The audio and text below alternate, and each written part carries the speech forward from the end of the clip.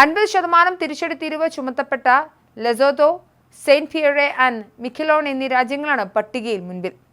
Asian രാജ്യമായ കംബോഡിയയ്ക്ക് 49% തിരിച്ചടി തീരുവ. ലാവോസ്, മഡഗാസ്കർ, വിയറ്റ്നാം തുടങ്ങിയ രാജ്യങ്ങളും തിരിച്ചടി തീരുവയിൽ കൈനിറയെ കിട്ടിയ രാജ്യങ്ങളാണ്.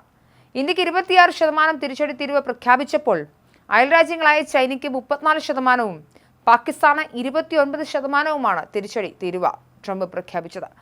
ഭൂകമ്പത്തിന്റെ കെടുതിയിൽ വലയുന്ന മ്യാൻമറിന് 44%വും ട്രംപ് പ്രഖ്യാപിച്ചിട്ടുണ്ട്.